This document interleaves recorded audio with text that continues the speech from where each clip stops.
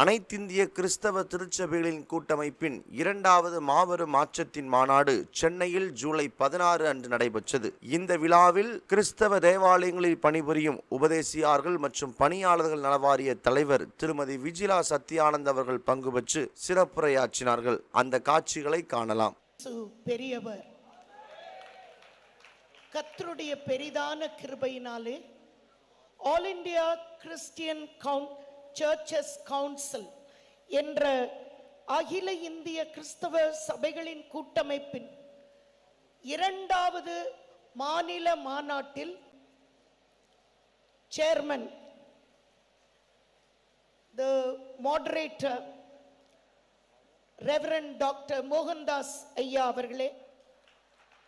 அவர்கள் நம்முடைய மாண்புமிகு முதலமைச்சர் அவர்கள் இந்தியாவிலே முதல் முறையாக நமக்கென்று ஏற்படுத்தி இருக்கின்ற கிறிஸ்தவ தேவாலயங்களில் பணிபுரியும் உபதேசியார்கள் மற்றும் பணியாளர்கள் நலவாரியத்தின் போர்டு மெம்பராகவும் இருக்கிறார்கள். ஆகவே அதன் சார்பாக கிறிஸ்தவ தேவாலயங்களில் பணிபுரியும் உபதேசியார்கள் மற்றும் பணியாளர்கள் நலவாரியத்தின் தலைவராக நான் இங்கே வருகை தந்து உங்கள் அனைவருக்கும் என்னுடைய அன்பையும் இந்த நலவாரியத்தின் மூலமாக நம்முடைய மாண்புமிகு முதலமைச்சர்களுடைய தூர தரிசனம் எவ்வாறு நிறைவேறப் போகிறது என்பதையும் 2 நிமிடங்களில் கூறி நான் விடைபெறலாம் என்று நினைக்கிறேன். ஆகவே இங்கே வருகை தந்திருக்கின்ற அத்துணை போதக பிதாக்கள், நம்முடைய பேராயர்கள், ஆயர்கள், நம்முடைய கிறிஸ்தவ சபைகளிலிருந்து வருகை தந்திருக்கின்ற தலைவர்கள் மற்றும் நம்முடைய பாஸ்டர் ஜோஷுவா ஐயா அவர்கள் the praise evangelical church, pastor Caleb ஐயா அவர்கள் the vice chairman of AICCC and synod of churches அதிலிருந்து வருகை தந்திருக்கின்றவர்கள் மற்றும் mister Vijay the Jeevan college Manapparai Trichy, doctor Shanthiraj உள்ளிட்ட and reverend doctor Soundara Pandian மற்றும் நம்முடைய தினத்தூது ராஜா ஐயா அவர்கள் மற்றும் மேடையில் அமர்ந்திருக்கின்ற குறிப்பாக நம்முடைய தளபதி என்று அழைக்கப்படுகின்ற நம்முடைய அன்பு சகோதரர் திரு பிரின்ஸ்லி மோகன்தாஸ் அவர்களும் மற்றும் வருகை தந்த அனைவருக்கும் என்னுடைய அன்பின் வணக்கங்கள், வாழ்த்துக்கள்.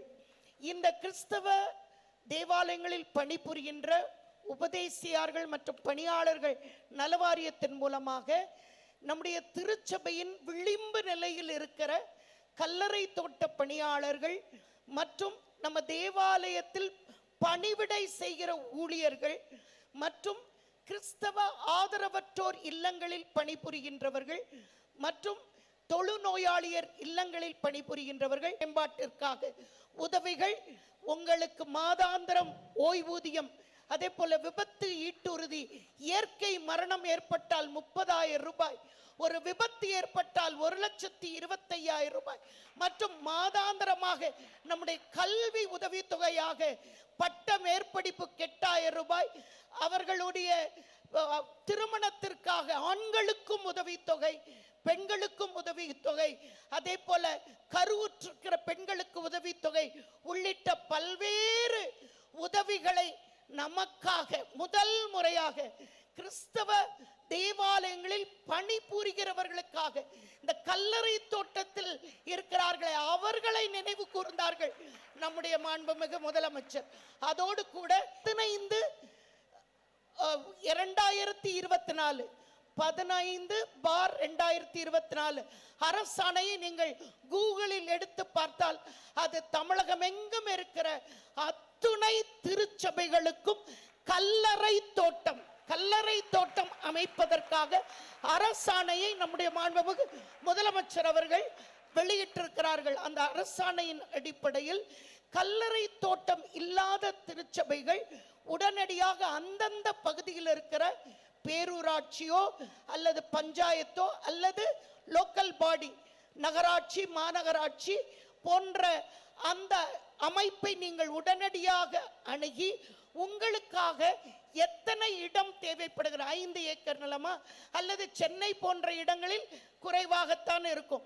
ஆகவே அந்த இடங்களை நீங்கள் உடனடியாக தேர்வு செய்து, அது அரசு நிலம், அதாவது அரசாங்க நிலம், அது எதுவும் இந்த குளம் புறம்போக்கோ ஆற்று புறம்போக்கோ நதி புறம்போக்கு இல்லாமல் அரசு புறம்போக்கு நிலங்கள் இருந்தால் நீங்கள் அதை தேர்வு செய்து உடனடியாக அதை அந்தந்த லோக்கல் பாடி அவரிடம் எடுத்து சென்று, இந்த இடத்துல எங்களுக்கு ஒரு ஏக்கர் அல்லது 2 ஏக்கர், நம்ம கிராமப்புறங்களினால் 5 ஏக்கர் இந்த நிலம் இருக்கிறது, அல்லது அப்படி ஒரு இடம் இல்லை என்றால் நீங்களே போய் இந்த இடத்தில் தனியாரிடம் இருக்கிறது, இந்த இடம் கல்லறை தோட்டத்திற்கு உகந்ததாக இருக்கிறது என்று நீங்கள் அதை தேர்வு செய்தால் அதற்கான தொகையும் அரசே வழங்குகிறது. ஆகவே நிலம் ஒதுக்கி தரப்படும். நிலம் இல்லாத, அரசு நிலம் இல்லாத இடத்தில், கையகப்படுத்த முடியாத இடத்தில் நீங்கள் பட்டா இடத்தை நீங்கள் தேர்வு செய்தால் அதற்கான மதிப்பீடு இவ்வளவு என்று நீங்கள் எங்களிடம் அந்த விண்ணப்பத்தை இப்பொழுது கூட துறையூர் அந்த ஊழியர்கள் சங்கத்தின் சார்பாக என்னிடம் ஒரு கோரிக்கை தந்திருக்கிறார்கள், கல்லறை தோட்டத்திற்கு இடம் வேண்டும் என்று. ஆகவே நீங்கள் அதை விரைவாக நீங்கள் அந்த மனுக்களை தந்தீர்கள் என்றால் உங்களுக்காக இந்த வாரியம் உங்களுக்கு அந்த உதவிக்கரம் நீட்டும். அதோடு நம்முடைய தொன்மையான கிறிஸ்தவ தேவாலயங்கள் 100 வருடம் 120 வருடம் பழமையான தேவாலயங்களை புதுப்பிப்பதற்காக சுமார் 10 கோடி ரூபாயை வருடம் நம்முடைய மாண்புமிகு முதலமைச்சர் அவர்கள் அதற்கான அனுமதி வழங்கி இருக்கிறார்கள். ஆகவே தொன்மையான தேவாலயங்கள் புதிதாக ஒரு 10 வருடங்கள் 20 வருடங்கள் 30 வருடங்கள் ஆன தேவாலயங்கள் நீங்கள் வெள்ளையடிக்க வேண்டும் என்றாலும் அதற்கான பெஞ்ச், டெஸ்க் போன்ற தளவாடங்கள், பலிபீடம் போன்ற தளவாடங்கள் வாங்குவதற்கென்றாலும் அதோடு புனரமைக்க வேண்டும் என்றாலும் அதற்கான நிதியும் 20 லட்சம் ரூபாய் 20 லட்சம் ரூபாய் நம்முடைய அரசு உங்களுக்காக வழங்குகிறது. அதற்கான படிவங்கள் எங்களிடம் இருக்கிறது. நீங்கள் இங்க இருக்கிற நம்முடைய பேராயர் மோகன்தாஸ் ஐயாவை கூட நீங்கள் அணுகி அதற்கான படிவங்களை பெற்று விரைவாக நீங்கள் அதை பூர்த்தி செய்து நீங்கள் அந்த விண்ணப்பத்தை அளிக்கலாம். ஆகவே ஒரு பாதுகாப்பாக நாம் இருக்கிறோம் என்று நம்முடைய மாண்புமிகு முதலமைச்சர் அவர்கள் நமக்கு நேசக்கரம், நம்மை அரவணைக்கும் கரம், நம்மை பாதுகாக்கிற கரமாக திகழ்கிறார்கள். ஆகவே நம்முடைய எல்லோரும் எனக்கு முன்பாக பேசினவர்கள் சொன்னார்கள் ஒற்றுமை மாத்திரம் வேண்டும் என்று. நான் நம்முடைய அன்பிற்குரிய பிரதர் பால் அண்ணா அவர்களிடம் அன்போடு கேட்டுக்கொள்கிறேன், நீங்கள் இதை முன்னெடுத்து சென்றால் நம் திருச்சபைகள் அத்தனையும் ஒன்றிணைக்க முடியும். நீங்களே அதை நீங்கள் செய்ய போகிறீர்கள். இது உங்களுக்காக கடவுள் கொடுத்திருக்கிற ஒரு மிகப்பெரிய ஒரு பாக்கியம். ஆகவே நீங்கள் அதை எடுத்து அத்துணை திருச்சபைகளையும், எப்படி மணிப்பூரில் ஏற்பட்ட அந்த கொடுமை சீக்கிரத்தில் எல்லா இடமும் பரவக்கூடாது. மணிப்பூரில் நம்முடைய திருச்சபைகளுக்கு ஏற்பட்ட பாதிப்பு, நம்முடைய திருச்சபைகளும் பாதுகாக்கப்பட நாம் ஒன்றிணைவோம், ஒன்று போல் குரல் எழுப்புவோம்.